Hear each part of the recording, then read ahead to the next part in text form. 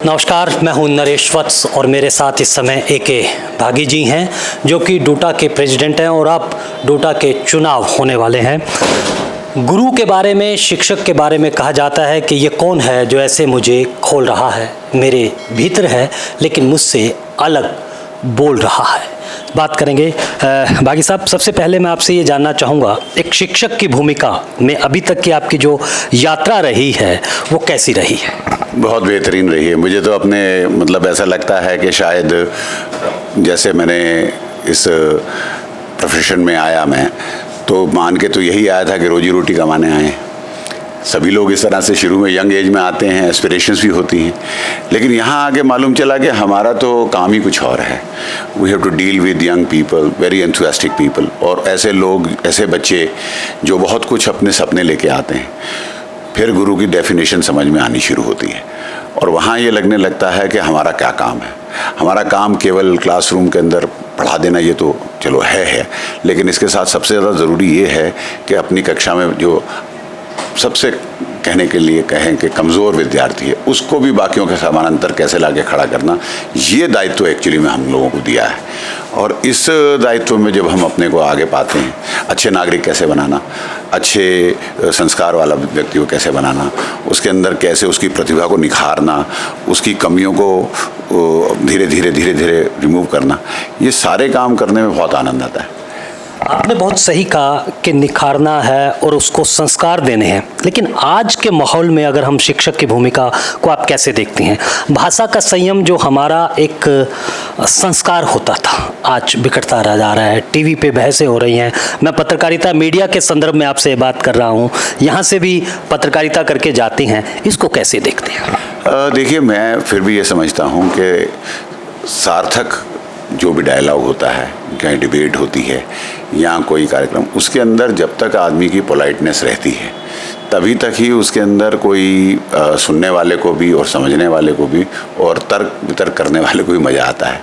और जैसे ही वो उस मर्यादा से बाहर होता है तो फिर दरअसल बात समझने समझाने से ऊपर उठ जाती है, और अपनी बात को जोर से कह देने से ही, अपनी बात पे फर्म रहना एक बात है, बिल्कुल फर्म रहिए अपनी बात पे, अपने विचार पे, उसके बारे में तर्क दीजिए, लेकिन वो ज़रूरी नहीं है कि उसमें पोलाइटनेस ख़त्म करने की आवश्यकता है। आप पोलाइट रह के भी फर्म रह सकते हैं। आपके कार्यकाल में रिक्रूटमेंट भी हुई है, प्रमोशन भी हुई है, काफ़ी काम हुए हैं, उसके बारे में थोड़ा सा हमें बताइए। देखिए, मैं आपको ये बताऊं, दिल्ली विश्वविद्यालय एक ऐसा विश्वविद्यालय है जो सारे प्रांतों के लिए, वहाँ से चाहे विद्यार्थी आएँ चाहे शिक्षक आएँ, और एक कंपोजिट कल्चर का परिचायक रहा। लेकिन कुछ ऐसे कारण हुए कि सालों साल नियुक्तियां और प्रमोशन बंद हो गए। यहाँ पर जो तो एडहॉक काम कर रहे थे शिक्षक साथी, या टेम्परेरी तौर पे काम कर रहे थे, यहाँ कोई फ्यूचर ना देख करके यहाँ से धीरे धीरे पलायन शुरू हो गया। बाहर के प्रदेशों से जो रिप्रेजेंटेशन आता, बहुत टैलेंटेड लोगों का आता, समय समय पर रिक्रूटमेंट चलता रहता, प्रमोशन होते रहते, तो लोग आते भी और टिकते भी। परंतु इस कार्य से करने से कि यहाँ सब कुछ रोका, ठप किया, उससे टैलेंट हमारे से धीरे धीरे दूर जाने लगा। जो लोग आ चुके थे उनमें से कई लोग अपने आप को फंसा हुआ भी महसूस करने लगे। उनको लगा कि हम कितने बड़े सपने लेके आए थे दिल्ली विश्वविद्यालय में कि आएंगे, चलो 1-2 साल पढ़ाएंगे, उसके बाद में परमानेंट हो जाएंगे, नियुक्ति होगी, हमारी प्रमोशनें होंगी, एक सुनहरा हमारे लिए भविष्य होगा। परंतु इस सब कारणों से लोगों में बहुत फ्रस्ट्रेशन भी हुआ, लोगों के लाइफ में अस्थिरता भी आई, बहुत सारे टैलेंटेड लोगों को बीच में जाना भी पड़ा छोड़ करके मजबूरन, क्योंकि अपने घर से, अपने प्राण से दूर ऐसे अस्थाई और वल्नरेबल सिचुएशन में लोगों का टिक पाना, रह पाना ऑलमोस्ट मुश्किल हो जाता है। तो इसी कारण से हमने अपने इसमें बड़ी सोच विचार करके पहले 2018 की रेगुलेशन के माध्यम से लोगों के प्रमोशंस का काम, और 10,000 यूनिट्स ज़्यादा प्रमोशन हुई। कॉलेजों में कभी प्रोफेसरशिप थी नहीं, यहाँ वहाँ प्रोफेसरशिप लाए ताकि टैलेंट अट्रैक्ट हो। सीनियर प्रोफेसरशिप डिपार्टमेंट में लाए, उससे भी बहुत फ़ायदा होता है, क्योंकि आप हाईएस्ट एडमिनिस्ट्रेटिव ग्रेड तक अगर यहाँ पर प्रोफेसर रहते हुए जाएंगे साहब, तो फिर लोगों को IAS से ज़्यादा इस प्रोफेशन में आने के लिए एक प्रेरणा भी मिलती है। तो इसको और साफ़ सुथरा अच्छा जगह ऐसा बनाना जहाँ लोग अट्रैक्ट हो, टैलेंट आए, एक तो इस दिशा में बहुत काम किया। फिर ये एडहॉकिज्म वाली समस्या से निपटने के लिए थोड़ा कड़े निर्णय तो कर लेना पड़ा, थोड़ा इसमें दर्द भी है, थोड़ा विस्थापन भी है, फिर विस्थापन के बाद पुनर्स्थापन भी है। तो सब है, मिला जुला करके आज 2900 लोग परमानेंट हुए हैं। और कल ही वाइस चांसलर साहब ने स्टेटमेंट भी दिया है कि दिसंबर तक हम 5000 लोगों को परमानेंट नियुक्तियों के साथ में रेगुलराइज करने के सपने के साथ में चल रहे हैं, और ये अच्छा वेलकम स्टेप है। डूटा ने इसमें बहुत की रोल अदा किया है, हम पॉजिटिव उसमें डायरेक्शन में गए हैं, और हमने काफ़ी इन बातों को सुलझाने के लिए हर स्तर पे जहाँ पर डेमोन्स्ट्रेटिव एक्शन प्रोग्राम चाहिए रहता है, दिल्ली सरकार हो चाहे केंद्रीय सरकार हो, वो भी किया है, लेकिन डायलॉग कभी बंद नहीं किया। हमने तर्क अपने राइटिंग में भी और वैसे भी दिए, और यही कारण है मुझे लगता है कि हमारी पॉजिटिव जो अप्रोच रही है। और सबसे बड़ी बात इसमें मैं कहूँ, हमारे शिक्षक साथियों का जो हमें समर्थन रहा है अक्रॉस, चाहे वो परमानेंट हो चाहे वो एडहॉक शिक्षक साथी, उन्होंने पुरजोर समर्थन हमको दिया है कि हाँ साहब, हम भी इस जो तदर्थवाद है से बाहर निकलना चाहते हैं, हम भी इस अनसर्टेनिटी के माहौल से बिल्कुल बाहर निकल के आना चाहते हैं। और इसी कारण से ये विषय आगे बढ़ा है काफ़ी, और मुझे पूरी उम्मीद है कि ये हम इसको अच्छी तरह से कंप्लीट अगले 6-8 महीनों में करवा लेंगे, और एक बहुत बड़ा बदलाव दिल्ली यूनिवर्सिटी के पूरी वर्किंग में आने वाला है। एक बार फिर चुनाव मैदान में है और आपके काम पर मोहर के लिए आप वोट मांग रहे हैं शिक्षकों के साथ, क्या संकल्प है? मेरा संकल्प तो यही है जी, जो काम अच्छे शुरू हैं वो कंटिन्यू हो, उसमें जो त्रुटियां रह गई, कमियां रह गई, कोई भी काम बहुत पुराने समय से रुका हुआ रहता है, वही ठहरा हुआ पानी की तरह से, तो उसमें थोड़ी काई रहती है ना जी, तो उसको साफ सुथरा करके सब तरह से चीज़ों को ठीक ठाक करके आगे बढ़ाया जाए।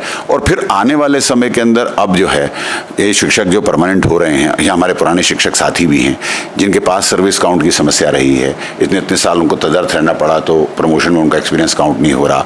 ओपीएस, ओल्ड पेंशन स्कीम, जिसको हम जीपीएफ कम पेंशन कम ग्रेजुएटी स्कीम कहते हैं, वो उसके ऊपर कार्य करेंगे। साथ ही साथ में हमने मंत्री जी से बात भी करी है, और मैं इसको बताने बड़ा मुझे गर्व भी महसूस होता है कि उन्होंने इमीडिएटली कहा कि हाँ, ईडब्ल्यूएस का जो एक्सपेंशन हुआ है, जो एनईपी की वजह से 4 साल का कोर्स अब हो गया 3 साल की जगह, तो उसके लिए आवश्यक टीचरों की रहने वाली है।